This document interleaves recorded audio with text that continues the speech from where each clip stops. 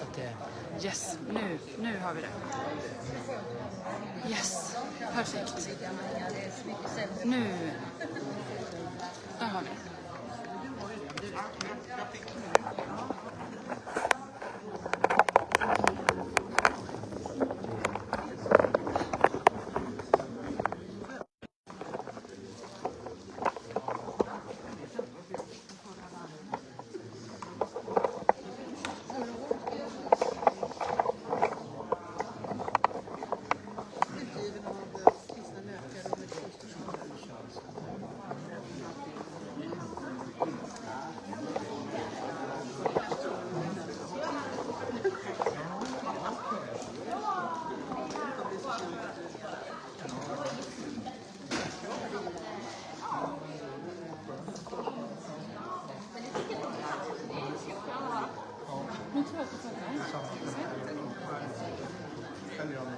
Perfekt.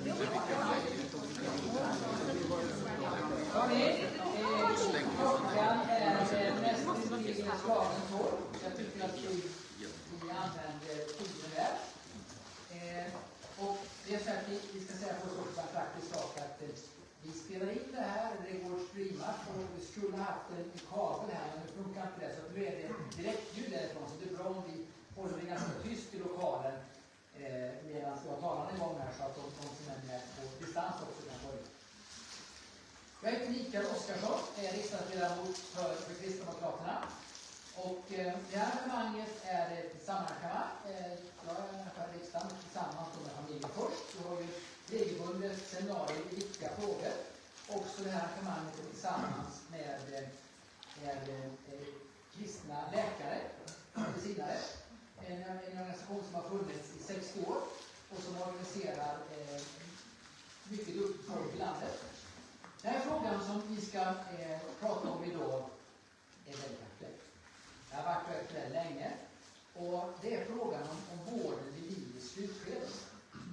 Det är frågan om det finns vi hade ett seminarium i riksdagen igår som belyste de som vill ändra den svenska lagstiftningen, som vill att vi ska göra mer som Nederländerna, Belgien, som nu senast Kanada. Eller vi ska göra som jag tycker vi ska göra, att vi ska istället se att det finns utmaningar i livets slutskede, men det finns bättre vägar än att införa dödshjälp. Vi måste istället mer titta på palliativa vården, hur vi kan hjälpa till, livshjälp istället för dödshjälp. Det är någonting som jag tror på. Och med oss idag så har vi många som är väldigt kunniga i frågan, för det är också någonting som är viktigt. Ibland så blir det här en fråga som lite grann kvällstidnings och det kan ju ha sin plats kanske, men det här är viktigt att man sätter sig in i vad betyder det här, vad finns det för erfarenheter ifrån Kanada exempelvis. Det här är väldigt viktigt att vi tar in och förstår så att vi kan göra en rätt avvägning. Jag vet också att det är många riksdagsledamöter som är engagerade.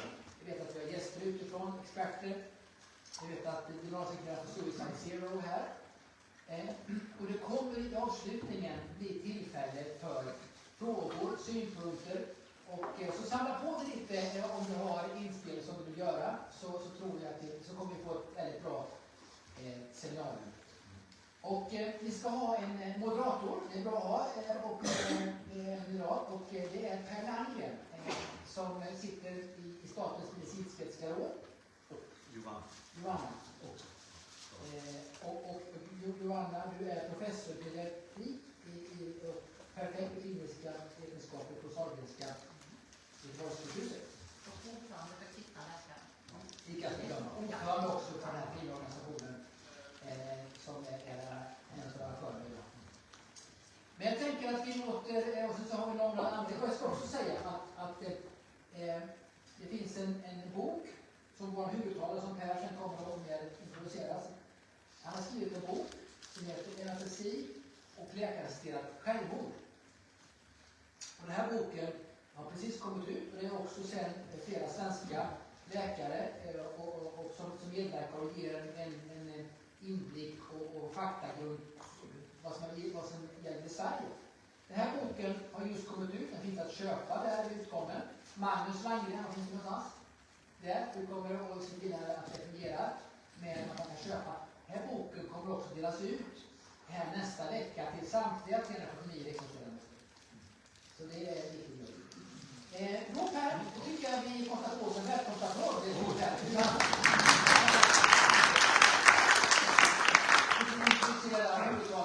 Ja, det var väldigt frikostigt.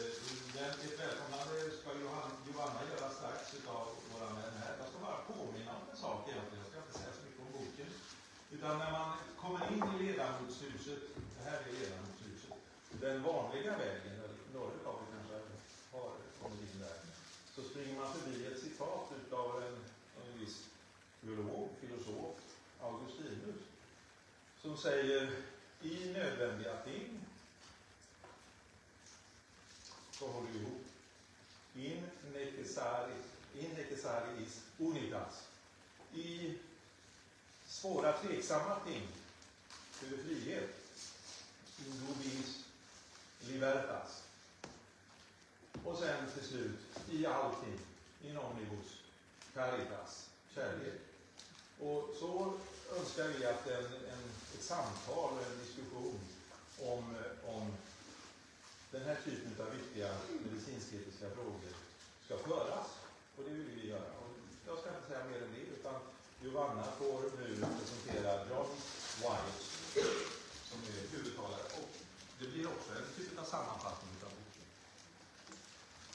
So I'll switch to English. My name is Jovanna Dahlgren, and as you heard, professor in pediatrics. And for me it's a great honor, and for all of us it's a great honor and privilege to have you, John Wyatt, as a guest. You are a professor in neonatology, so we share the same background.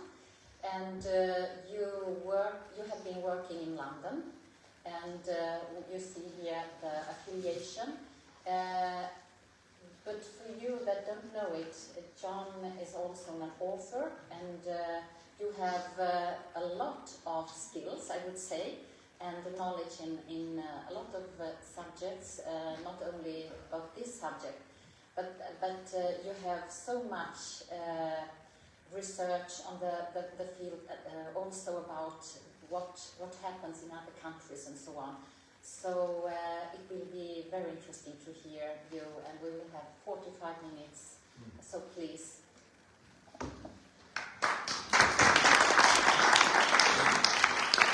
Thank you very much indeed. Ladies and gentlemen, dear friends, and members of the Swedish Parliament, it is a great privilege for me to be able to speak to you today. I bring greetings from the UK, and where as you've heard, I've worked for many years as a neonatologist and also as a professor of medical ethics, and I have now retired from the clinical work, but I remain very actively involved in ethical debates in the UK, including giving evidence for parliamentarians on this issue of euthanasia and other issues, including complex issues like artificial intelligence and advances in biotechnology. But this is an issue which is very important, and it is very close to my own heart. That it's not a new issue.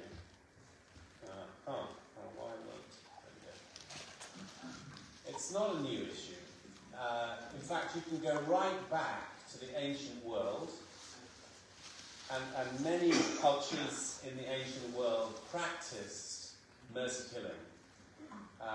It was a routine part of the role of a healer.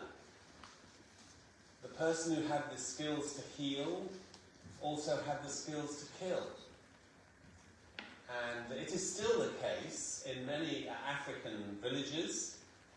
If you are sick, you go to see the medicine man. Always a man, I think. But also, if you wish to get rid of your rival, who do you go? You go to see the medicine man. And so, when the medicine man gives you a potion and says, "This is for you," you are never totally certain whether this is going to help, or whether possibly somebody else has got to the medicine man first. And so the genius of the Hippocratic band of physicians in ancient Greece was, for the first time, they drew a separation between healing and hurting. And so that ancient Hippocratic group of physicians actually came out of a pagan philosophical group. They were related to Pythagorean philosophy, but they believed in the unique preciousness of human life, and therefore they took this solemn oath of only to use their skills to heal and never to harm. And they specifically said, "I will never give a poison to my patient, even if asked." And that was part of their solemn oath. And interestingly, once the early Christian church started its healing activities in the first decades and centuries after Christ, they found an affinity with this ancient pagan philosophy, and historians call this the Hippocratic Christian consensus. There was an agreement that human life was precious, and that Hippocratic Christian medicine should never be involved in the intentional destruction of life, both from the beginning and also the end of life. And that consensus has lasted for 2,000 years. But it has now, that consensus is breaking apart. And in many ways it seems to me that we are going back to the ancient pagan past, when healing and killing are no longer completely separated, but could be encompassed within the same profession. Discussions about euthanasia have been common, been going on in the UK. In fact, I think the UK was one of the first countries to have a modern discussion about medical killing going back to the 19th century. And certainly in the early years of the 20th century, there was a great deal of discussion in the UK. It's very interesting when you read those debates now, that the primary concerns, the primary groups they were targeting were children with disabilities, children with learning difficulties, and sometimes adults with learning difficulties. These were seen as the groups whose lives were not worthy of life, and for whom a killing chamber was devised to kill them painlessly using poisonous gases. And there was continued discussion going on in Parliament and elsewhere about this, and including quite a lot of support from the medical profession. Once the horrific information became out of the Third Reich euthanasia program, which incidentally started long before the outbreak of war. The euthanasia program started, I think, in the 1920s originally. Once the horrific reality of that euthanasia program, incidentally, Dr. Brandt, the doctor, the physician at the heart of the euthanasia program, he said in the Nuremberg trials, when he was confronted, my sole motivation is compassion. I was motivated by compassion for these poor victims to relieve them of their suffering. And so once that news came, the whole debate about euthanasia goes quiet and is regarded as beyond the pale for decades. But it's gradually started to increase again. And in fact, the Netherlands was one of the first countries to practice mercy killing as part of a medical action. And interestingly, it was framed in the Netherlands as part of the legal doctrine of necessity, that a physician had an absolute duty to prevent suffering and an absolute duty to keep life, preserve life. And what happened when a physician was confronted with a patient whose suffering was completely and utterly unbearable and intolerable, but at the same time there was no possibility of ameliorating that suffering? And then the physician said, in that situation, I have a legal necessity, I must kill to stop the suffering. And that was initially how euthanasia was framed in the Netherlands, and that's why it is still to this day, in the Netherlands, the phrase that is used is hopeless and unbearable suffering.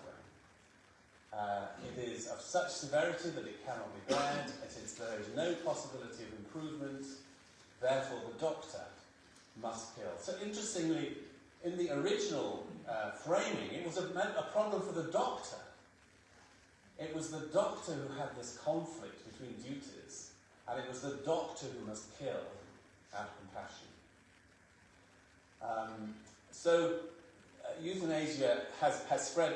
The debate now we're seeing that legalised euthanasia is spreading across the world.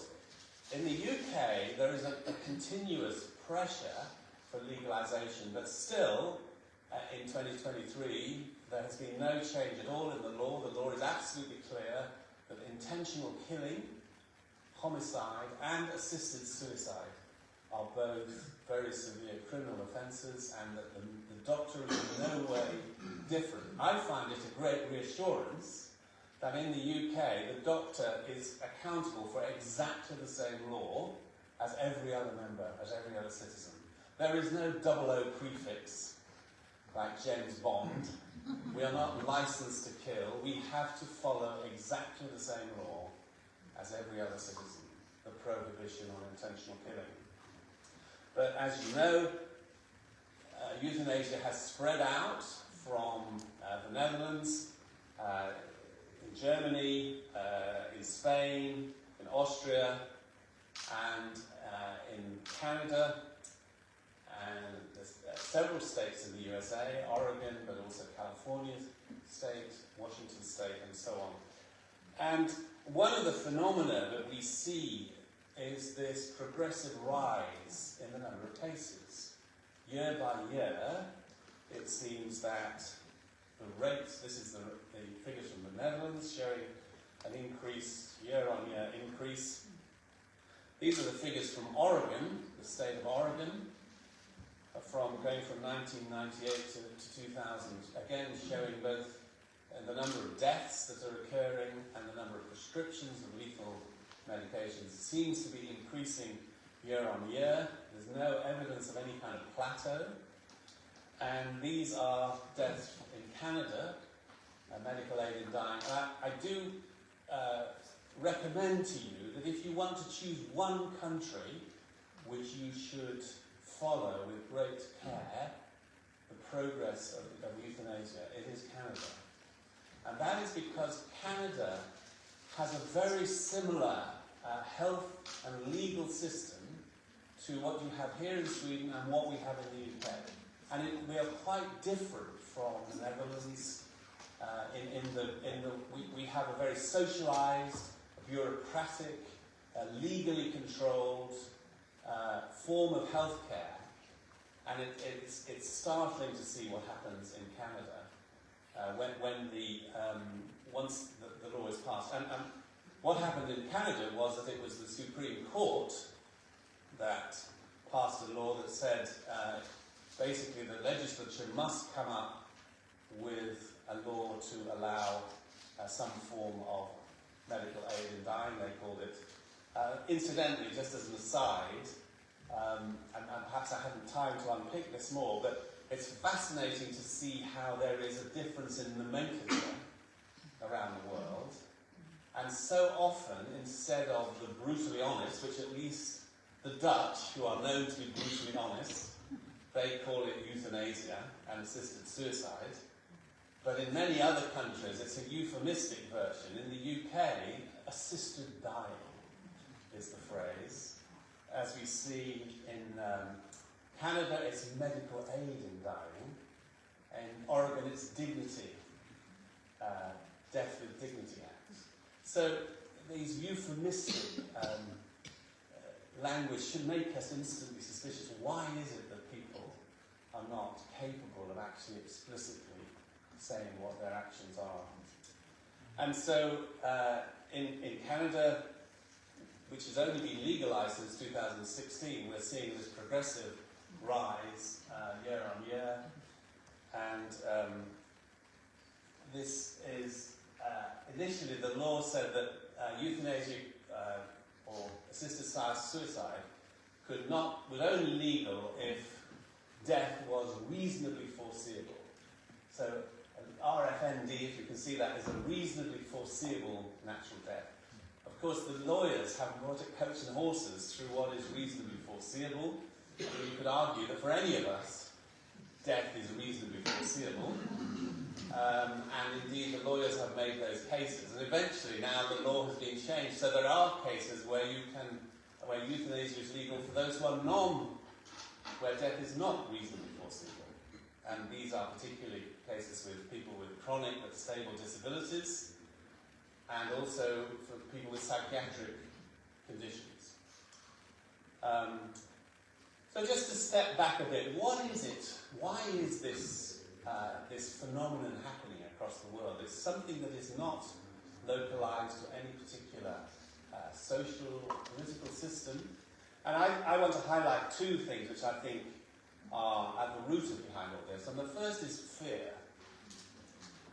So much of this debate is driven by fear, and it's especially about the fear of suffering and fear that something unpleasant, something uncontrollable might happen at the end of life.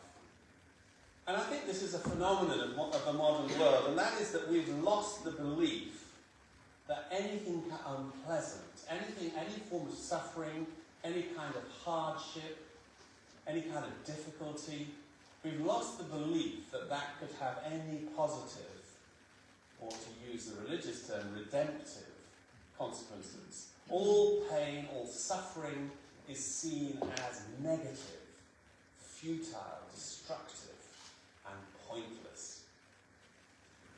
And this seems to be the truth across every aspect of life, all except one area of life, and that is the gymnasium. Because in the gymnasium, we all know, no pain, no gain. You've got to feel the burn, you've got to struggle, you've got to push. And of course in the sporting world as a whole, everybody knows if you want sporting excellence, you have to go through enormous struggle and pain and resistance. But in the rest of life, resistance is pointless. Struggle is pointless, it's futile. And therefore, it seems to me when people are confronting the possibility of death or any form of suffering, the new good is anesthesia. The greatest good is anesthesia. Just put me out, doctor. I don't want to know anything about it. I just want to be unaware. I want to be anaesthetized. I want to have an absence of feeling. And euthanasia is the ultimate form of anesthesia. And so there is a great disconnect here between reality. The reality, of course, is that suffering is an essential part of growth. You just think how we all grow and develop as children. Watching our grandchildren, watching them struggle and fall over and try desperately to reach out and learn how to... It's the struggle which is at the root of all formation. And this is true in terms of moral formation, and personality formation, and relationships. They all depend on struggle, on resistance, on conflict. But it seems that for dying, we just want anesthesia. We want to be put out. That's the first. And then the second is about control, choice and control. It's interestingly in that in the UK, the principal organisation, charity, in favour of changing the law was called the Euthanasia Society. And they had a complete makeover, and they changed their name, and they're now called Dignity in Dying. And if you go on their website, you will see nothing about euthanasia, you will see nothing about assisted suicide, you will see nothing even about ending of life. It's all called choice and control at the end of life. In other words, those are the essential thing is about choice and control. And I think part of the reason that this is now getting to the top of the political agenda is because we have a whole generation of baby boomers who have lived their lives with choice and control. They've been able to control every aspect of their life, where their education was, where their jobs were, who they married, where they lived, how they spent their money, everything they could control. And now they're getting old, and they find it utterly outrageous and unacceptable that in the 21st century you cannot choose and control how and when you die. You can control everything else. Why can you not control your own death? And so the argument here is much less about suffering, it's much less about pain, and it's much more about the need for control. And one of the things I think you should look out for is that in previous euthanasia debates, many tragic and harrowing stories were presented of people in great agony and pain. And I do think it's really important, and I will come back to this, to say that we are aware of the intense suffering and pain which many people do have at the end of life. Who are in terrible pain. But interestingly, if you see now the cases that come to public attention, most of them involve neurological conditions, such as motor neurone disease, ALS, or multiple sclerosis, or spinal cord injury leading to paralysis. It's these issues which don't in themselves cause extreme pain, but what they do is they cause dependence. They cause loss of control.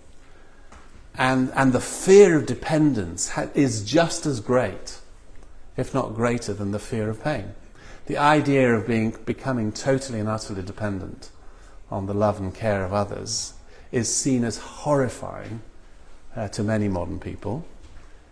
And I remember a poster from a campaign, a pro-euthanasia campaign in the Netherlands, and it showed this gentleman in a full dress suit with tie and waistcoat and so on, stepping into a coffin and lying down. And underneath it said, "Everyone has the right to die like a gentleman." and it's this idea of the noble, controlled death, where I choose it. It happens under my circumstances, under my control at the time that I choose. And so this vision of the controlled death. And so that's the argument from autonomy. Autonomos, literally meaning I make my own rules. I govern myself. I choose the values by which I live. And for many modern people, the value of choice and autonomy triumphs everything else. But of course, for those of us who work in the clinical world, we know that choice is not as simple as it sounds. From the philosopher's chair, the principle of autonomy sounds great. It makes total sense. But when you're actually dealing with people confronted by life-threatening illness, by all the complexities of relationships and of mental and psychological events, is there such a thing as free autonomy? And this is a very major problem when it comes to the legislation. How on earth can we determine, yes, in theory, someone is making a totally free and autonomous decision that they wish to end their lives. But is it possible legally, is it possible clinically, to really determine that when someone is facing a critical illness which may be affecting their mental processes, or when someone is under subtle pressure from family, from relatives, from friends? Who knows what kind of complex social, emotional, psychological pressures are being enforced. And so the challenge, in any other area in the legal world, there is the possibility of saying we got it wrong, we thought that was a free decision. Now when we go back, we see actually perhaps it wasn't, it was coerced. We can reverse it, we can take steps, but of course if someone has been killed on what was thought to be a free decision, that's not so easy. And of course in the field of psychiatry, it's well known that various forms of mental illness, particularly depression, is often associated with suicidal thoughts. It's one of the cardinal diagnostic features of depression is suicidal thoughts. And so how do I know when this person is wishing to die and longing to die and saying, "Doctor, please kill me"? How do I know whether that is genuinely being affected by depression? And I too, some years ago, went through a very severe episode of psychotic depression, much of it related to work pressures and stress. I ended up in a locked psychiatric ward, and I too, my head was filled with suicidal thoughts. And I was thinking, wouldn't it have helped everybody if my life could come to an end? Thank God I wasn't met with someone with a form and a pen, just sign here and we can arrange it for you. But I was met with love and with compassion and with care and with therapy. And gradually all that disturbed thinking went away, and I'm desperately glad and precious for my life, for my precious life. And yet it is now happening in the Netherlands, and it is being suggested to happen in Canada and elsewhere, that individuals with so-called untreatable mental illness should be allowed to have euthanasia. And this is already happening. For instance, people with anorexia nervosa, people with intractable, untreatable schizophrenia, intractable depression and so on, have received euthanasia. So the challenges there of how on earth you unpick what is an autonomous choice? Does an autonomous choice make so much sense there? And then, of course, there are the social and economic pressures. We all know that we are living in a society with an aging population, a rise in loneliness, family breakdown, social isolation. Some of the statistics of loneliness in older people are startling and terrifying. And associated with that, many older people in our societies are suffering increasing economic hardship, difficulty, and they're recognizing increasing costs of health and social care. And tragically, there are now cases emerging, particularly in Canada, where people who've basically claimed, I have chronic health problems. If the state could only provide proper health and social provision, I would be able to live a satisfactory life.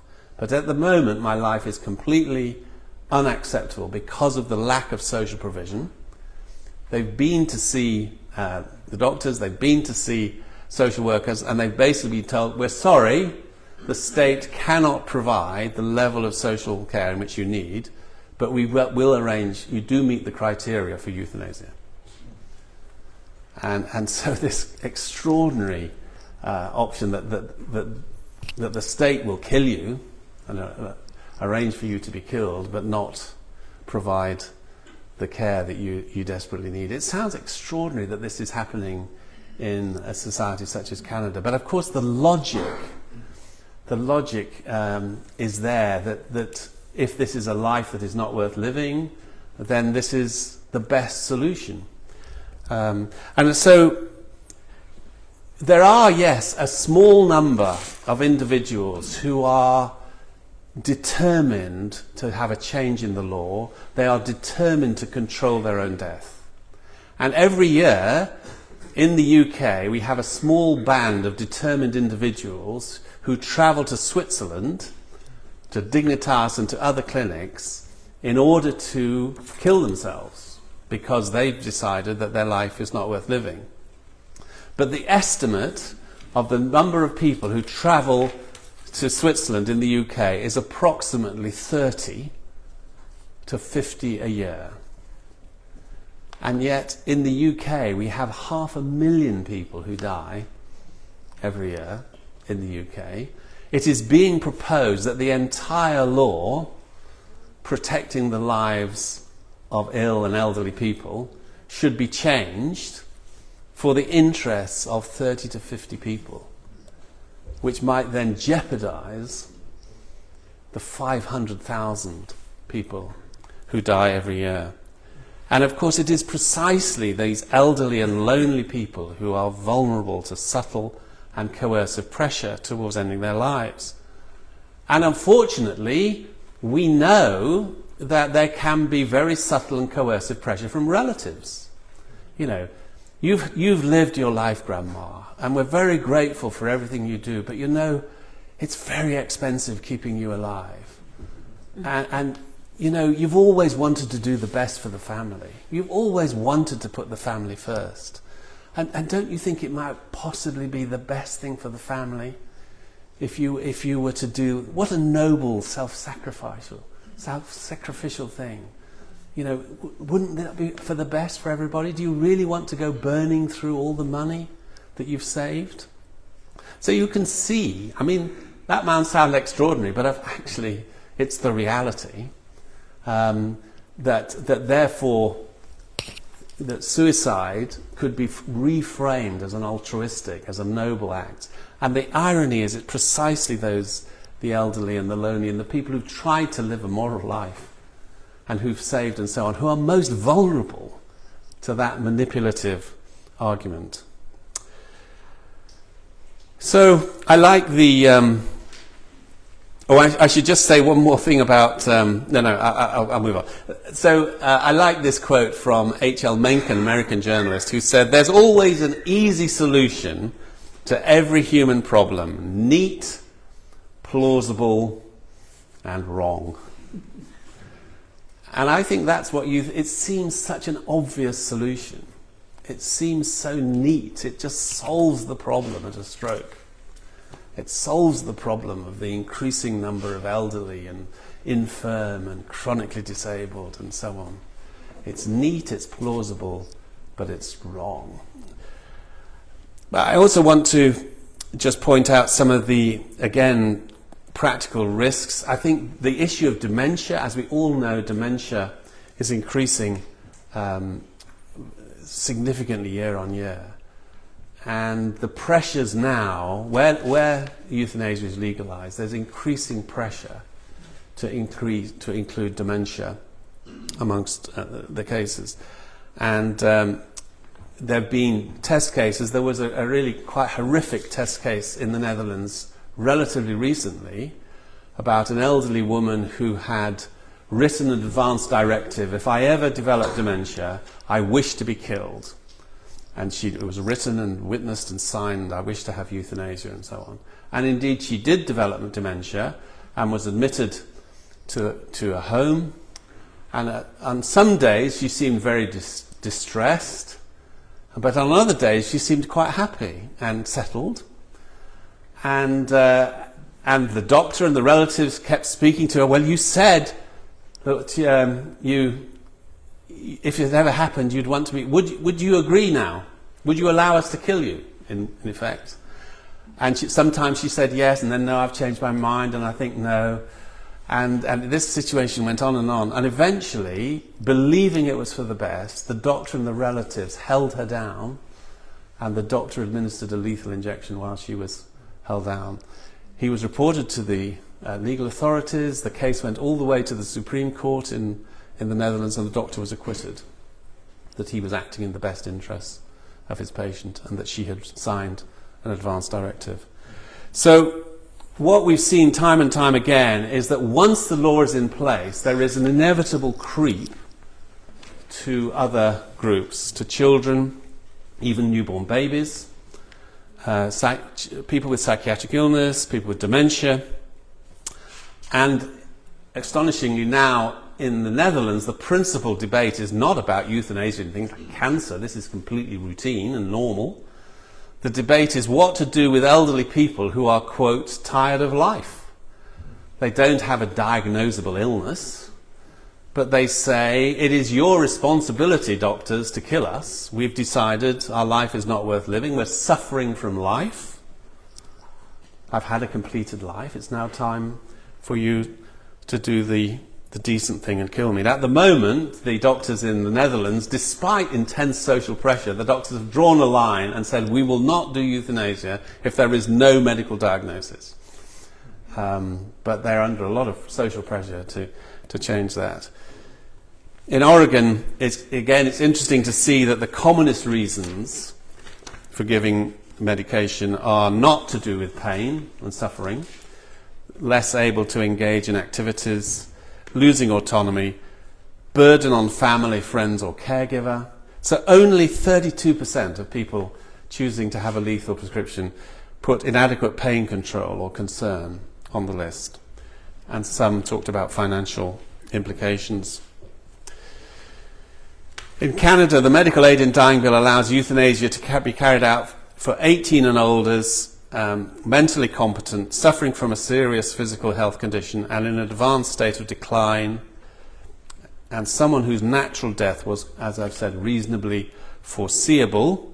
There have been a whole series of legal test cases pushing back about the definitions of this in the Act. The government set up immediately working parties to look at minors under the age of 18, to look at people with psychiatric health conditions and people with dementia and advance directives. So again, immediately the question was, should the criteria be extended further? And in 21, an amended MAID bill was passed by the Canadian Parliament, striking out any requirement to be terminally ill, allowing patients with chronic disabilities to receive euthanasia. And currently, as I said, it's actually on the statute book to allow it in people with mental health issues alone, without any kind of physical illness. And that's said to come in 2024. So just very briefly, and these are all in my book, talking about the risks and uncertainties, once you start unpicking this in the real world, you see huge practical problems. What is a terminal illness? How confident are we about the life expectancy? Practicing doctors know that when they come to predicting life expectancy, we can get it catastrophically wrong. I have frequently in my medical career made predictions of how long a patient was going to live and got it totally and utterly wrong. And yet the law assumes that doctors are able to clarify someone's got 3 months to live, 6 months to live, 12 months to live. It's fantasy world, and yet, you know, that the definition of terminal illness is in many legislatures. Wrong diagnosis. You know, how often, you know, what we thought was terminal cancer was actually a very rare kind of mycobacterium infection. And yet, a pity that the patient got euthanasia, and we only discovered this in the post-mortem. And these kind of things happen regularly, I'm afraid, medical mishaps of various kinds. There is risks from the prescription and supply of lethal medications. In these jurisdictions, there are prescribed lethal medication is being prescribed and is circulating, you know, in the community. And what's the control of those? What are the risks that children discover these medications, or that they're used for illegal purposes? Incidentally, one of the things I think it's so important to understand, and that is that the drugs which the euthanasia doctors use are completely different from the drugs that palliative care doctors use. I think this is a frequent misunderstanding, both amongst politicians but also amongst the general public. When the euthanasia doctors started trying to kill people, they didn't know how to do it. It wasn't the sort of thing you got taught at medical school. And so there were actually some horrible, grisly experiments where they tried to kill people as cleanly and neatly as possible, sometimes failing horribly. And they tried things like massive doses of insulin and poisonous gases and various other combinations of drugs. But eventually they fastened on a technique which involves a massive overdose of barbiturates. Barbiturates are very old-fashioned drugs which are largely not used in the rest of medicine because they're dangerous. But if you give a dose which is often 50 to 100 times a therapeutic dose, at that level, and then often combined with a drug to cause instantaneous paralysis of the muscles, this is very effective. It works instantaneously on the end of the needle. So it provides this clean, instantaneous death. But those drugs are never used in palliative care. The drugs that are used in palliative care focus on symptom control without the intention to kill. And so you can see what the intention is, the intention to kill, by the very drugs that the euthanasia doctors use. So sadly, again, that doesn't always work, and sometimes, particularly when drugs are taken by mouth. Interestingly, pro-euthanasia activists very often want to push for oral administration of drugs because it seems so much nicer than being killed on the end of a needle. Unfortunately, in the real world, taking lethal medication by mouth often doesn't work. And people vomit or they aspirate into their lungs, and so they're still alive, but now they're brain damaged because they got short of oxygen during the whole process. Now what do we do with a botched attempt to kill our patients? And so, oral administration of lethal drugs is actually quite inefficient and dangerous. Interestingly, in Oregon, they're now changing to use a lethal combination of cardiac drugs. Very large doses of digoxin combined with another drug called propranolol, which when given cause cardiac arrest. Again, would never be used like that in the rest of medicine, but it's very clear that the intention is to try to cause death rapidly and cleanly. What are the effects on doctors and health professionals? Sadly, there is now accumulating evidence from around the world, the doctors who engage in euthanasia, many of them having post-traumatic stress disorder, they're having flashbacks, they're having psychiatric depression, other conditions. Some of them are leaving the profession because they're finding it so distressing, being involved in the killing. And of course it raises the question, why on earth should the doctors be the ones who do the killing? If society has decided that euthanasia is a socially acceptable and morally and politically and legally acceptable practice, why on earth choose the doctors? You could argue, because of the history of the Hippocratic medical profession, that the doctors were the last profession ever to choose to be the killers. Much better to set up an independent college. In the UK it would be the Royal College of Euthanasiologists, and take people off the street and train them to become killers. It wouldn't take very long, 3 months intensive course, you could train someone off the streets to be a killer. Killing people is easy, it's keeping them alive that's the difficult bit. But by putting this into medicine, of course we know why we want the doctors to kill us, because the doctors are the one people we trust to be on our side. But what are you doing to the status of the medical profession, and what are you doing to the people themselves?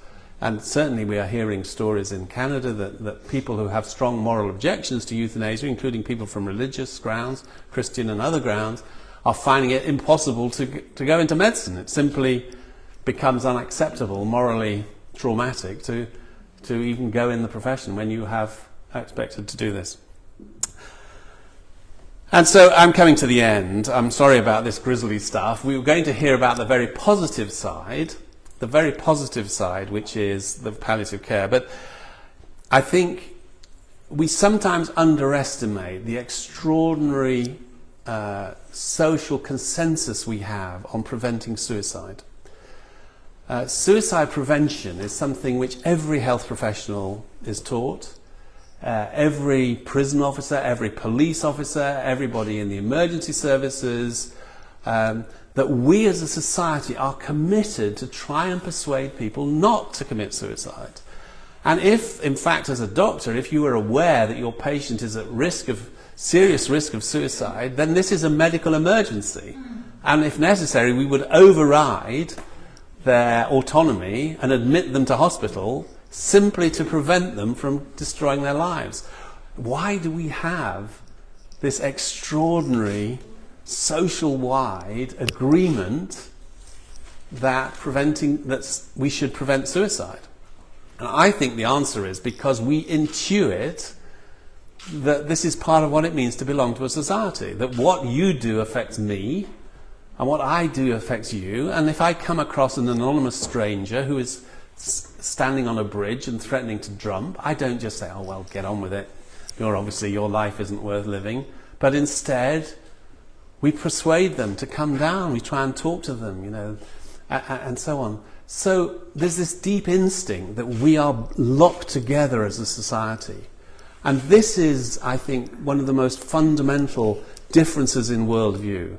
The pro-euthanasia lobby want to imagine a society which is of individuals, autonomous individuals, directing their own life, choosing how they live, deciding when to live, when to die. But the vision that we have is the vision which is encapsulated in this lovely poem by John Donne. No man is an island, entire of itself. Every man is a piece of the continent, a part of the main. If the clod be washed away by the sea, Europe is the less, as well as if a promontory were, as well as any manner of thy friends or of thy own were. Any man's death diminishes me, because I am involved in mankind, and therefore never send to know for whom the bell tolls. He's hearing the funeral bell tolling. Who does it toll for? It tolls for thee. So, what is the answer? Whenever we say that something is wrong, of course, we must immediately say there is a better way. The anti-euthanasia lobby is often caricatured as people who are harsh, who have no compassion, have no empathy, have no ability to care for those who are suffering. And that is completely wrong. And the fundamental reason why euthanasia never got legalized in the UK is because of Cicely Saunders and the creation of palliative care. Cicely Saunders was a Christian doctor working in London in the 1950s and 60s, caring for terminally ill patients, and she invented, almost single-handedly, a better way of caring for dying people. And she recognized that dying in pain was much more than physical pain. But in addition, there was psychological pain, all the anguish, the internal anguish and distress. There was social or relational pain, of broken relationships, of worrying about family and relatives. And there was spiritual pain or existential pain. And she said, in order to help people, we've got to deal at all four levels: physical, psychological, relational, spiritual. And her experience was, if you do that and you do it well, you can transform the experience so that dying, instead of being a terrible tragedy of agony, can be transformed into something of great significance and value. So I'm going to finish there, but thank you so much for listening, and I look forward to the discussion later.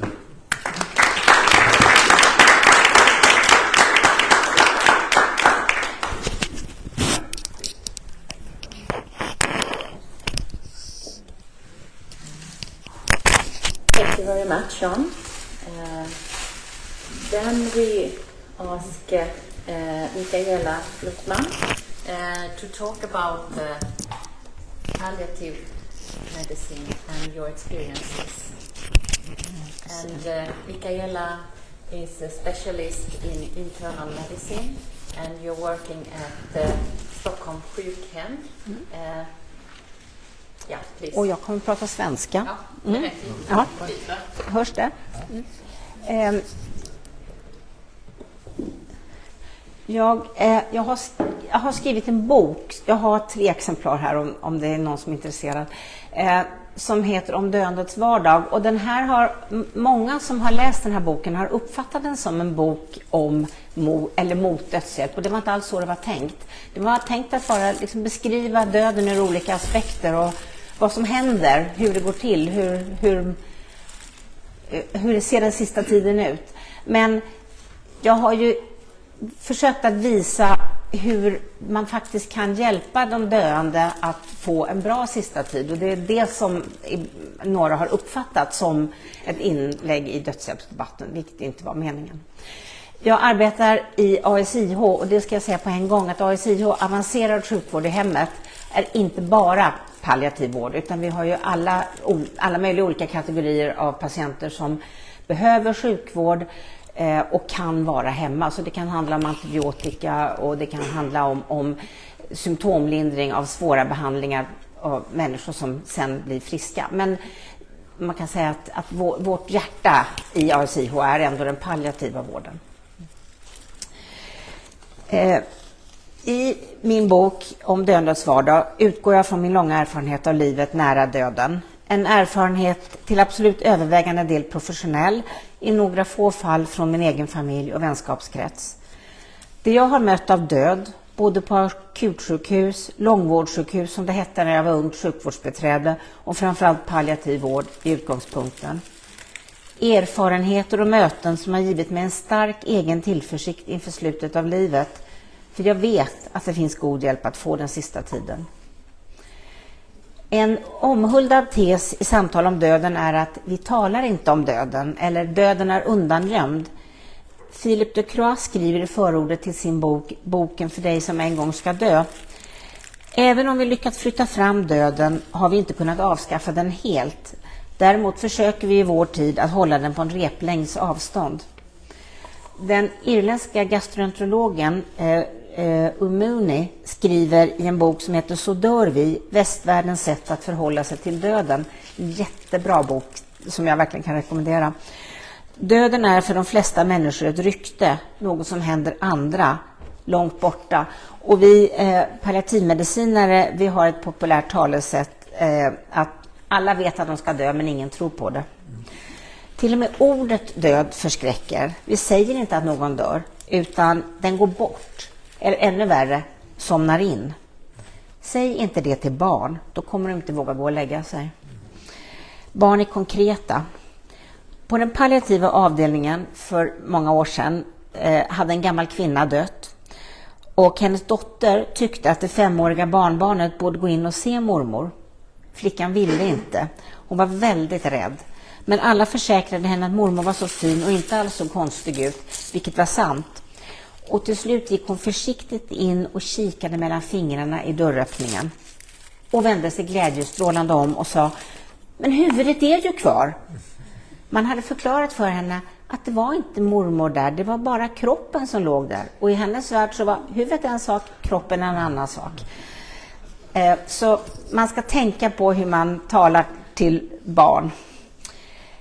Våga säga att någon dör. Däremot tycker jag faktiskt om ordet avlida. Jag tycker att det är en sån vacker symbolik i det. Att ta av lidandet.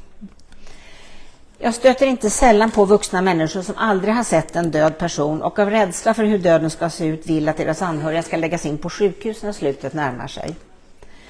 Idag dör människor långsammare och vid högre ålder än förr och många stöter av naturliga skäl inte på döden i sin närhet, på gott och ont. För rädslan för döden är utbredd. En av mina patienter, faktiskt henne som jag var hos innan jag kom hit, hon har berättat att sedan hon fick cancer har många slutat höra av sig till henne. Besöken och telefonsamtalen tenderar att avta när man har diagnostiserats med en dödlig sjukdom. Inte av illvilja, men av rädsla. Rädsla för påminnelse om den egna döden, men också rädsla för att inte veta vad man ska säga till den drabbade. Rädsla för att säga fel saker. Jag brukar fråga den som är svårt sjuk och vet eller anar att snart är tiden ute om han eller hon är rädd. Svaret blir ofta, inte för själva döden, men vägen dit. Och det som skrämmer på vägen dit är oftast smärta. Men jag tror att så enkelt är det inte. Det är inte bara vägen dit som skrämmer.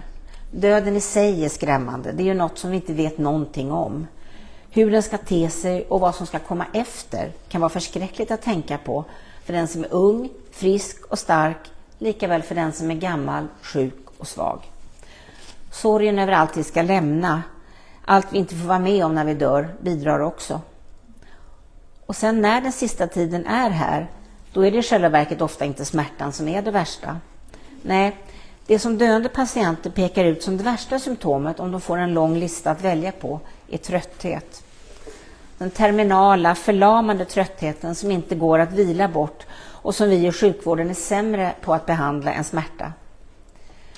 För det vill jag ge er alla som är här som en gång ska dö till tröst. Smärta går att behandla. Om du blir skjuten i knät eller får en hjärtinfarkt eller njursten eller tarmvred, då kan smärtan vara helvetisk. Men förhoppningsvis får du snabbt vård, men inte palliativ vård. Att majoriteten av oss som sitter här en gång kommer att drabbas av svår smärta är jag övertygad om. Många av oss har säkert redan gjort det. Smärta, mer eller mindre, ingår i människans villkor och är bokstavligt talat livsviktig. Om vi inte känner smärta när vi lägger handen på en kokad platta så kommer vi inte ta bort den förrän det börjar lukta bränt med förödande konsekvenser. Så att vi kan känna smärta, det ska vi faktiskt vara tacksamma för. Vilket dock inte betyder att vi inte kan och ska behandla smärtan. Att behandla smärta är lika viktigt som att antibiotika behandla en svår infektion, operera bort en tumör eller sjuk blindtarm eller dialysera en svårt njursjuk som väntar på transplantation. Smärta gör oss trötta och missmodiga, ger en ständig påminnelse om sjukdom och hur vi än försöker är det svårt att inte bli griniga och besvärliga för omgivningen. Om inte annat så ta emot smärtlindring för närståendes skull. Det är svårt att se på när en älskad vän lider. Men jag vill absolut inte påstå att vi i den palliativa vården alltid lyckas med fullständig smärtlindring. Däremot vill jag absolut påstå att vi alltid kan göra det bättre och att vi mycket ofta når mycket långt. Den döende människa som har svår smärta har nästan alltid råkat ut för feghet eller okunskap hos den som ska hjälpa. I allmänhet är en läkare som inte vågar ordinera den dos den döende behöver. kanske av rädsla för att påskynda döden. Vilket är ytterst osannolikt. Det behövs väldigt höga doser för att ta livet av den som är van vid opioider, alltså morfin och sådana preparat. Jag tror snarare vi påskyndar döden genom att lämna patienten i smärta. Och även om så vore att morfinet förkortade livet, vad är ytterligare några minuter, timmar eller till och med dagar värda om smärtan är outhärdlig? Nej, morfin till den döende dödar inte. Och att sprida kunskapen om smärtlindring, hjälpa kollegor i andra specialiteter att ge adekvata doser, liksom att sprida kunskap om andra symptom i livets slut till sjukvården utanför den palliativa världen, är jätteviktigt. Döendet är verkligen vardag för mig och mina kollegor i palliativ vård. Det slår mig ofta när jag träffar en patient första gången. Det kan vara någon som har ett litet hopp om att cellgiftsbehandlingen eller en operation ska, om inte bota, så åtminstone förlänga livet. Ibland är det någon som helt har resignerat inför det ofrånkomliga. Det som för mig är vardag är för henne totalt omvälvande, något som vänder upp och ner på hela tillvaron, som får värderingar att omprövas, vännerna att prövas, det som tidigare varit så viktigt att minska och till sist helt förlora sin betydelse. Men för mig är det ett jobb. Ett otroligt viktigt jobb. Att göra vad jag kan för att underlätta för henne kommer jag inte försumma. Jag kommer engagera mig, kanske också komma henne nära. Ibland så nära att jag förstår att om vi hade träffats i ett annat sammanhang så hade vi kunnat bli vänner. Men ändå ett jobb, vardag. Livets slut kan vara så fint. Sorgligt. Ja, visst kan det, för att citera Hanne Kjöller från en ledare i DN våren 2020, vara väldigt sorgligt att gamla morfar och farfar dör. Men inte en tragedi, som det ibland sades under den värsta pandemihysterin. Att få ett slut som den gamle man jag för några veckor sedan fick följa den sista tiden tillsammans med kompetenta sjuksköterskor och annan ASIH-personal och hans underbara, omtänksamma familj är en ynnest. Den 9-årige sonsonen som helt naturligt rörde sig kring farfars säng var fint att se. Och varje gång jag får vara med om det i min vardag så blir jag lika tacksam. Självklart är det inte alltid lika fint. Symptomen är ibland svårare att lindra eller, vilket inte så sällan är fallet, vi får inte ge den lindring vi skulle kunna ge. Många är så tappra eller vill inte störa. Men även när vi inte når fram till symptomfrihet finns det alltid något att göra. Om det inte blir bra kan det ändå alltid bli bättre. En man kommer jag aldrig glömma. Han hade ett långvarigt alkoholmissbruk bakom sig, hade i perioder varit hemlös, hade tappat kontakten med sitt enda barn. Han hade väldigt fula sår, besvärlig värk, sår av sin cancer. Med dagliga såromläggningar och höga morfindoser fick han ändå en dräglig vardag. Han ville verkligen inte vara på sjukhus, men på slutet blev han ganska rädd och när han var mycket nära döden, inte åt eller drack längre men hade fått mer ont, skulle han få en läkemedelspump med smärtstillande och sövande medicin. Innan pumpen kopplades bad han om en sista cigg. Jag tände cigaretten medan sköterskan pysslade med pumpen. Det blev inte så många blås, men han, liksom sköterskan och jag, njöt av vartenda ett. Det som var så viktigt i hans fall och som jag egentligen tycker är det allra viktigaste i sjukvården i allmänhet, i palliativ vård i synnerhet, det som vi ska ge våra patienter, det är att inte överge dem. Du kanske inte personligen kan vara med hela tiden, men det måste finnas någon annan att lämna över till. Allra helst som vi i den palliativa vården har ett team av personer som alla, mer eller mindre nära, känner den sjuka. Att inte överge och att behandla var och en som den person den är, det är för mig essensen i vården av döende.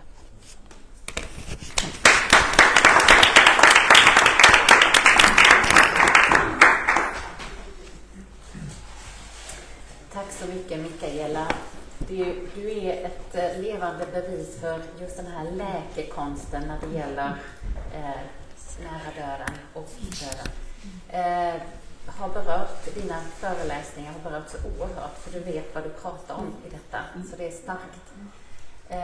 Det är så här att Mikaela och nästa talare Anne-Berit Ekström.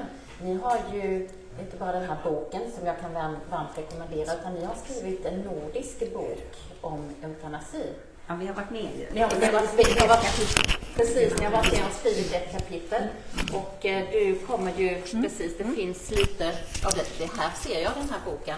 Visst är det så, va? Den här boken. Och den heter Dödshjälp i Norden, etik, klinik och politik. Och det är flera tunga författare och den berör olika aspekter av det hela. Så jag kan låta den här boken gå runt också. Men Anne-Berit Ekström är barnneurolog och habiliteringsläkare, docent, Västkusten, Drottning Silvias barnsjukhus och VGR. Välkommen Anne-Berit. Tackar. Sista minuterna ska vi prata lite om Oregon-modellen, och precis som Jovanna sa så fick Mikael och jag den förmånen att få bidra till den här nordiska antologin. Jag kommer bara beröra lite punkter, men rekommenderar varmt att gå igenom kapitlet. Och den här boken, jag har gjort några sådana här blanketter och lagt där. Den går att ladda ner gratis på nätet. Det var en väldigt viktig del att vi ville sprida den här boken, så den kan laddas ner gratis på nätet. Och givetvis kan den ju också köpas på nätet. Ta gärna ett sån här blankett och sprid, för den är väl värd att läsas. Vi ska inte ta åt oss äran, för det finns en väldigt duktig redaktionskommitté. Otroligt duktiga författare i den här boken. Så sprid den gärna, och den är inte bara att läsa för dödshjälpsmotståndare så att säga, men även väl värd att läsa för alla som är berörda. Läkarassisterat självmord är det vi pratar om. Och det är ju så att vi har ju i Sverige då blivit lite skrämda av praxisen som har genomförts i Benelux-länderna. Och då istället så har man tittat på Oregon-modellen och tycker att men den här modellen är säkert bra och säker. Den borde vi kunna införa i Sverige. Och det är den mest kända modellen för läkarassisterad självmord i världen. Och Kanada-modellen bygger delvis på Oregon-modellen. Och Oregon-modellen, det är den som John sa, heter egentligen The Oregon Death with Dignity Act. Och för att få tillgång till läkarassisterat självmord enligt den här modellen så ska 7 kriterier vara uppfyllda. Vi visar i vårt kapitel att även om man kan se väldigt robust ut de här kriterierna, så går det att kringgå varenda ett av de här kriterierna. Och jag ska lyfta fram lite av detta. Det är ju så i sjukvården alltid att när man ska införa en ny metod så ska det göras en risk- och konsekvensanalys. Och det är för att vi ska verkligen tillgodose att det finns krav på säkerhet när vi inför detta. Och det gäller då särskilt verksamheter där det är hög risk som predikterar detta. Sen är det också sagt i modellen att den första bedömningen ska göras av läkaren som har det primära ansvaret för vård och behandlingen av patientens terminala sjukdom. Men lagen anger inte vilken läkare som ska konsulteras för en andra bedömning. Och ingen av läkarna behöver vara specialist, och det föreligger heller inget krav på att man ska remittera till en specialist. Du kan alltså fråga vilken annan kollega som helst, och är du för dödshjälp så tenderar man ju förstås att tillfråga en annan kollega som har samma inställning. Och det finns sen heller inget hinder för att om patienten får ett nej från sin behandlande läkare så kan man söka andra läkare, det som man så kallar för så kallad shopping for doctors. Vidare så är det så att man ska framställa en muntlig begäran vid 2 tillfällen, och det ska gå minst 15 dagar, även om det nu har kommit tillägg att har man en obotlig sjukdom där man riskerar att gå ad mortem, alltså att avlida innan 15, så kan man få ett kortare spann för att få dispens för detta. Men vi vet också att få beskedet om att man har en dödlig sjukdom, det utlöser en krisreaktion. Och det är också så att skulle man då ansöka om dödshjälp och det hinner gå 15 dagar och man söker igen, då vet man inte om man till och med får hjälp att begå självmord där. Då vet man, vi vet ju då som har jobbat länge med kroniskt sjuka och fortskridande sjukdomar att den här inställningen till livet och döden ändrar sig med sjukdomsförloppet. Så då kan vi faktiskt bidra till att patienten tar sitt liv på felaktiga premisser. Ett annat väldigt svårt kriterie att ta hänsyn till, det är som det står att patienten ska vara beslutskompetent. Och detta ska båda läkarna intyga. Och det här är ännu svårare att ta hänsyn till och bedöma än det här med överlevnad. Och siffror från Oregon visar på att det endast är mindre än 4% av patienterna som ska ha bedömts av psykiatriker i rapporter. För att bedöma det här om en patient är beslutskompetent eller inte, det kräver psykiatrisk kompetens. Det är ändå svårt för psykiatriker. Vidare så kan vi ju se också att det finns en otrolig bristande kontroll och dokumentation. John var inne på detta. Det är så att läkaren förskriver ju då ett dödsbringande läkemedel, en dödlig drog. Och lagen täcker då endast in tiden fram till att man har skrivit ut det här läkemedlet. Sen finns det inget lagligt skydd på vad händer efteråt.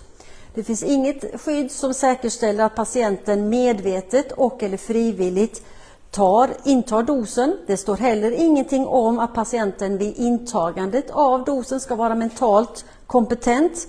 Och det finns heller inget krav om att det ska finnas ett neutralt vittne närvarande vid dödstidspunkten. Och det visar sig också då från Oregon att i de allra flesta fallen så fanns det ingen sjukvårdspersonal på plats när patienten dog. Därför så finns det då ingen journalförd information om förloppet. Och det har också vi vet också inte om komplikationer. I rapporten så kan det ta väldigt lång tid varierande. Det är det som John var inne på, det tar ganska lång tid att dö med hjälp av oralt intaget medicin. Och i rapporten så finns det att det varierar mellan 1 minut och 104 timmar. Ni kan tänka er. Och då går det ju heller inte att eftergranska vad har skett. Det som vi gör när det blir fel i vården, Lex Maria, då eftergranskar vi vid vårdskada. Vad har hänt? Hur kan vi då förebygga detta så att det inte upprepar sig? Det har vi ingen möjlighet att göra enligt den här modellen. Det slutande planet, inför vi då dödshjälp enligt Oregon-modellen, vad är det då som säger att det är väl inte så rättvist? För hur ska vi se då på patienter med ett outhärdligt psykiskt lidande? Ska vi förvägra dem rätten till självmord? Och det här går ju väldigt strikt emot vår svenska policy med nollvision för självmord. Det blir väldigt inkonsekvent i ett samhälle där vi å ena sidan ska tillåta läkarassisterat självmord, men på samma sjukhus gör vi allt för att förhindra när en patient kommer in och har antingen försökt ta sitt liv eller hotar med att göra det. Vi tar till och med rättsregler vi kan ta till med tvångsvård i sådana här tillfällen. Det blir väldigt dikotomt och inkongruens. Och varför ska då patienter med långsamt fortskridande tillstånd eller andra somatiska tillstånd med outhärdliga lidande exkluderas? Och precis som John sa, patienter som då inte själv kan svälja läkemedlet, ska de då bara av den anledningen förvägras dödshjälp? Är det rättvist? Nej, då kommer ju säkert kravet komma på att man vill ha hjälp att ta detta. Då är vi inne i det som kallas för eutanasi. Och John har också redan berört detta att när samhällets resurser för vård och omsorg minskar så ökar ju behovet av anhöriga att hjälpa till och ta över vård. Och vi vet ju det från siffrorna från Oregon som ni ser. Och det är säkert ingen skillnad i Sverige, det vet vi. Att patienter har många gånger ovilja att ligga sina närmaste till last. Och det kan vara så att de påverkas, övertalas eller till och med tvingas till att inta en dödlig drog för att underlätta. Och vi vet också då att om vi ska införa Oregon-modellen, då har vi i dessa begränsade ekonomiska tider har vi begränsad resurs. Då kommer detta att tävla om resurser för psykiatri och palliativ vård. 2 områden som redan idag är underdimensionerade. Och hur ska vi då i samhället vara säkra på att beslutsfattare, ni beslutsfattare och era medpolitiker se till att vi får mer resurser för att stärka både psykiatrin och palliativ vård. Går vi till Kanada så är det en oroande utveckling. Det finns ju då en risk att vi också får samma utveckling i Sverige. Det vi konkluderar med är att de betryggande så kallade säkerhetsmekanismerna som man säger sig finnas i Oregon-modellen är när vi då granskar närmare behäftade med stora svagheter. Och särskilt beklämmande är det bristfälliga skydd som finns för svaga och utsatta människor, såsom patienter med funktionsnedsättning eller de som lider av depression eller andra psykiska sjukdomar. I egenskap av chefläkare för habilitering och hälsa, vår organisation och förvaltning hjälper ju då barn, unga och vuxna med neurologiska funktionsnedsättningar, medfödda och förvärvade sådana. Vi ser redan idag att när det blir nu begränsade ekonomiska resurser så har vi svårigheter att de får tillgång idag till resurser som den så att säga, specialistsjukvården ska ge. Jag får flera sådana avvikelser på mitt bord idag att ta ställning till och att agera med vårdgrannar. Och hur blir det då om vi inför dödshjälp? Jag är starkt orolig för den här gruppen av patienter.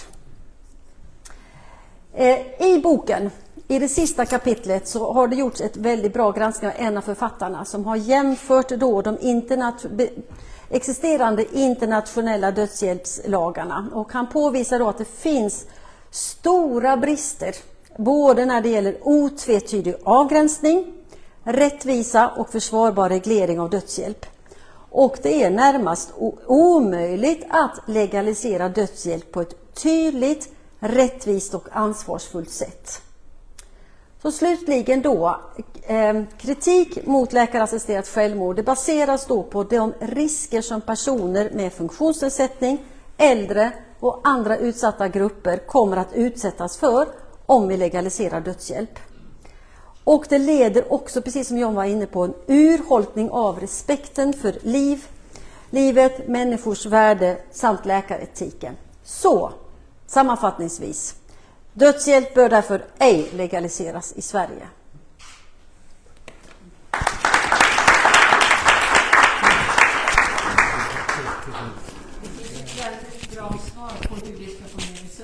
Om man ger dödshjälp till dementa, då löser vi det ekonomiska problemet.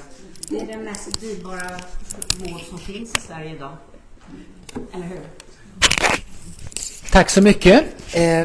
Vi har några minuter kvar som det finns möjlighet att ställa frågor. Och ordet är fritt. Kan vinka med handen om du vill. Ja, varsågod. En fråga till dig. Den palliativa vården i Kanada. Hur har den påverkats av legaliseringen av dödshjälp? Ja, jag tror att vi alla tre kan svara på den. Ja. Hur har införandet av dödshjälp påverkat den palliativa vården i Kanada? Och jag var redan inne på det, att där är det ju så att brister i det sociala omsorgen i Kanada ger inte patienterna tillräckligt med resurser.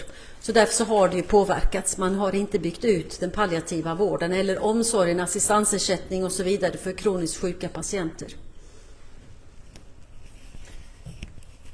En sak som jag funderar på, det är vad gör ni för bedömning idag med läget i våra kommuner och i Sverige? Hur ligger vi till med palliativ vård, med liksom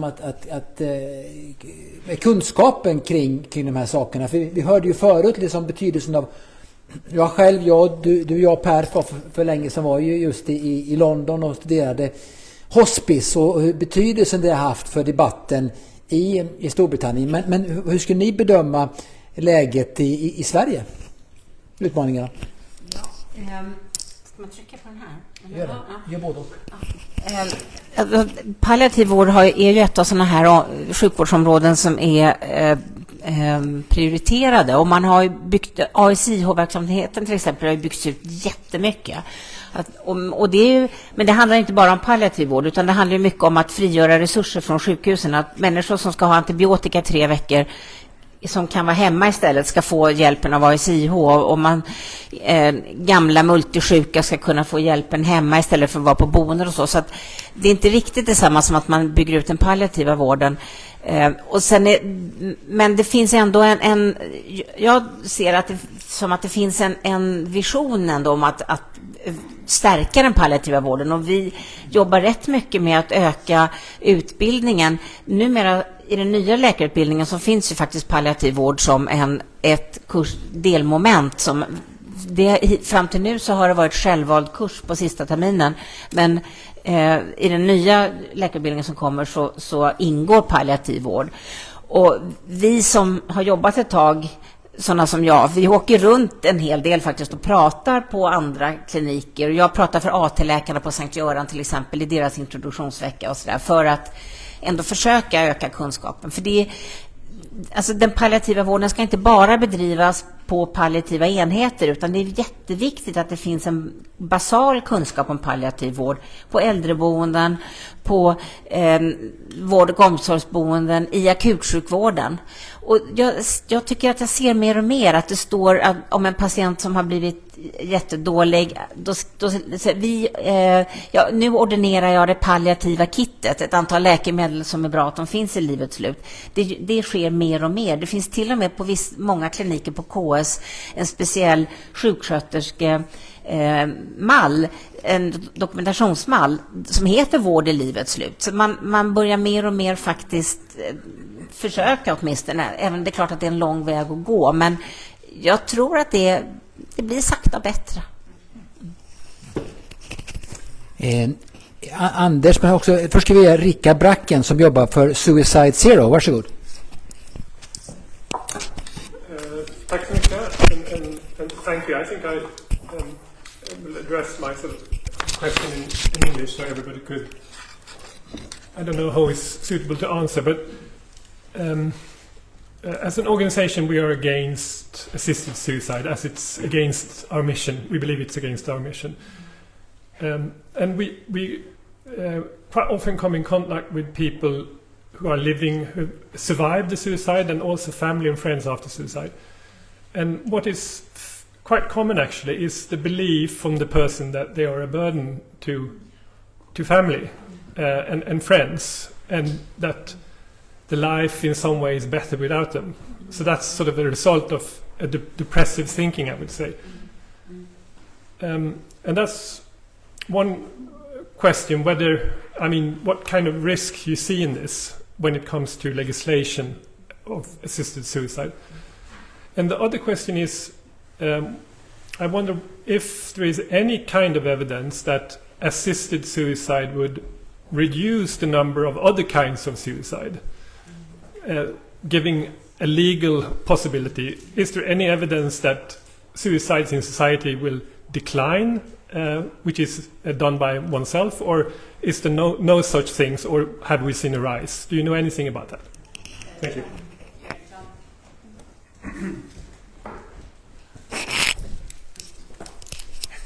Thank you very much.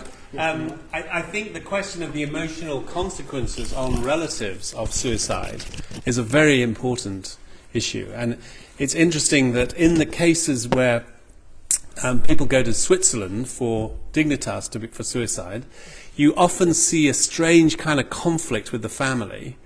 On the one hand, when your loved person says, I'm going to kill myself, of course the reaction from all the relatives is, don't do it, Grandma, we love you, you're precious, and so on. But when it becomes clear that Grandma is going to go to Switzerland, whether we can stop her or not, then the family say, well, we can't just let her go. And so they go along with her, they take part in some final ceremony, but they're deeply conflicted about what they're doing. And I think if you make assisted suicide legal, this kind of emotional conflict about what are we doing here, and this is wrong, and we shouldn't be, we should be persuading her not to commit suicide. I think that is a very important point. With regard to the evidence about suicide, there has been some studies that is often been claimed. The argument from pro-suicide campaigners is you are not increasing suicide, you are simply bringing it under control. These people would commit suicide anyway. the evidence is that if anything, the rate of suicide increases in a society, and that is probably because of suicide contagion. That is a well-known social phenomenon that if somebody watches somebody commit suicide, it can have the effect of encouraging other people to do so. And so the more you promote assisted suicide as a noble way to die, the more you encourage suicidal ideation within so there is no evidence that it actually decreases suicide. Ett tillägg? Ja, jag tar det på svenska för det spelar ingen roll. Jag har ju väldigt mycket erfarenheter, och så har jag naturligtvis ett exempel på detta också. Ganska nyligen hade jag ett jättefint samtal med en väldigt gammal man som tyckte att han hade spridd cancer, han låg till sängs, klar i huvudet men åt nästan ingenting. Han hade underbar familj och barn som var där mycket. Och någon gång när jag var där så hans dotter var med och stod liksom i ett hörn av rummet, och han sa, vad är det för mening med det här att jag ska fortsätta leva när jag ändå inte vill, och kan jag inte få någonting som gör att jag dör på en gång? Och då började jag prata med honom om, tänk för familjen, att veta att nu bryter du livet just vid den här tidpunkten och att de inte får ha dig kvar, och de här stunderna ni har ju, tänk på de här stunderna ni har haft de senaste dagarna, fina samtal och hur glad du är när du träffar barnbarn, ja, allt det där.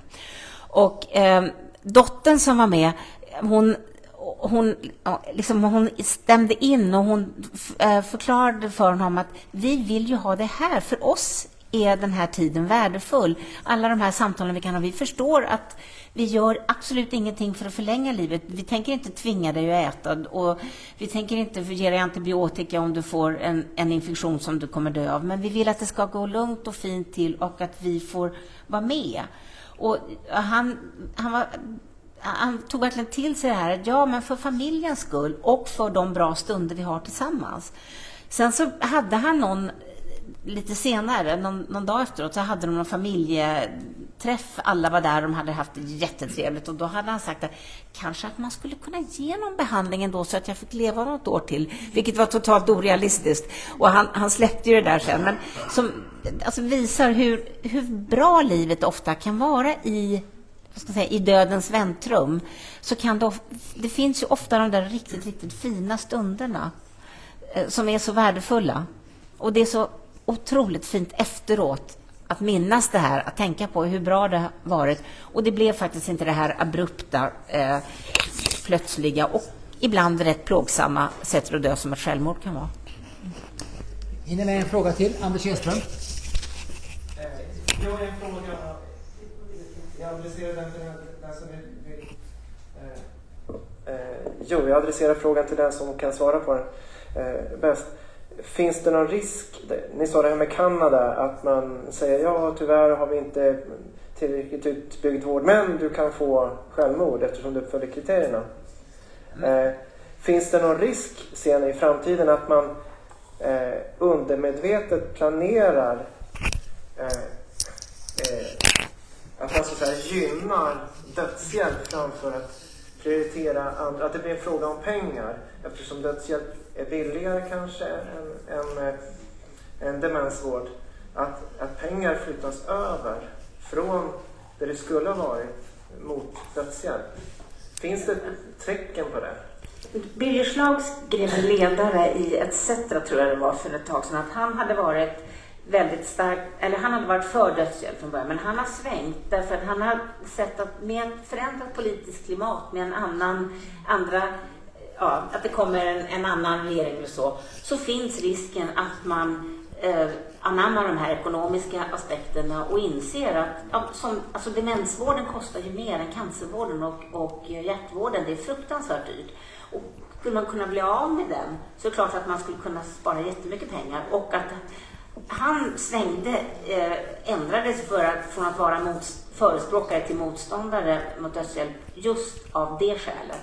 Och jag tror inte att det idag är en risk, men jag tror definitivt att det är en risk i framtiden. Så finns det fler exempel än demens, alltså personlig assistans och så vidare också? Ja, absolut. Ja, visst, självklart.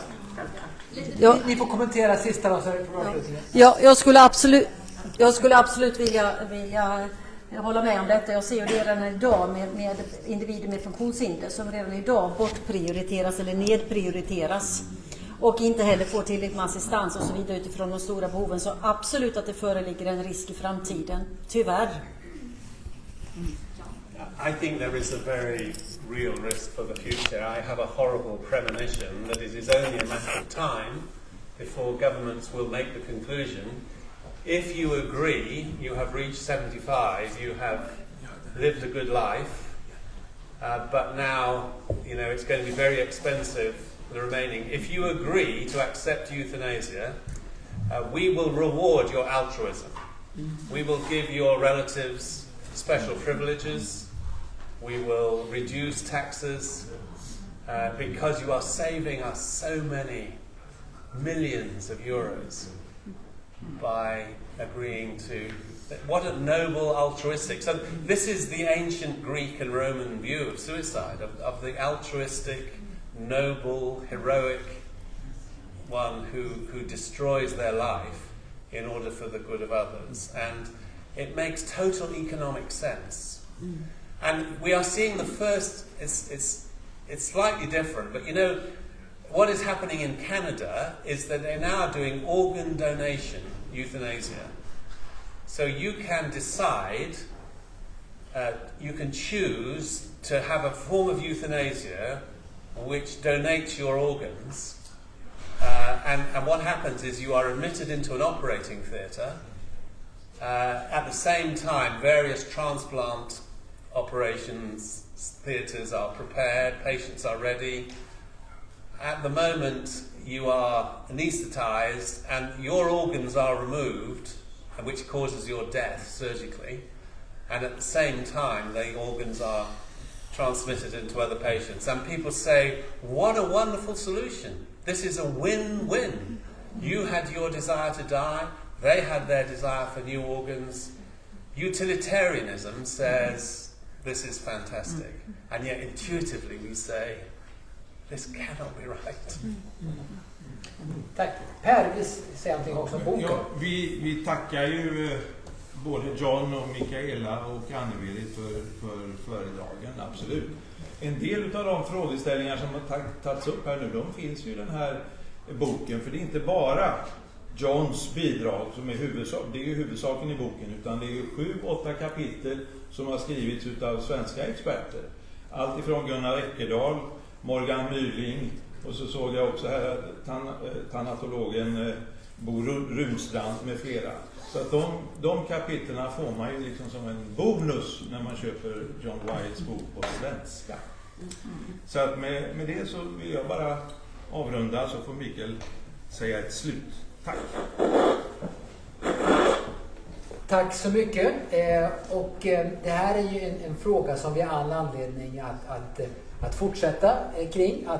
Och jag tycker att vi har fått väldigt bra information här idag som är väldigt viktig för att vi ska förstå vad det finns för faror med att gå den riktningen som Nederländerna och Oregon för den delen. Och nu finns det ju också här i riksdagen finns det ju fler partier som öppnar upp för det här. Och från Kristdemokraternas sida och jag personligen tror jag att det finns all anledning att fortsätta den kurs vi har haft i Sverige med att fortsätta satsa på den palliativa vården, bygga ut den, göra den mer känt, och att de här farorna som här har redovisats med varför dödshjälp inte bör legaliseras, att det är det som måste komma fram. Så att tack för idag, tack för väldigt viktig information som vi har fått här, och särskilt till John Wyatt, Mikaela Luthman, Anne-Berit Ekström, Per Landgren, Jovanna Dahlgren. Stort tack för att ni kom också. Tack!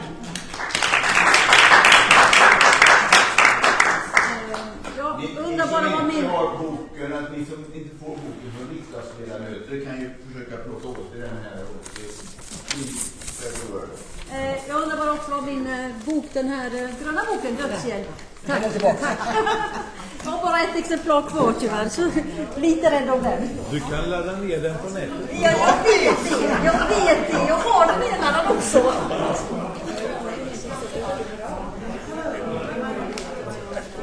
det är bra att du lyfter detta med förflyttningsökat. Och jag tänkte ju det att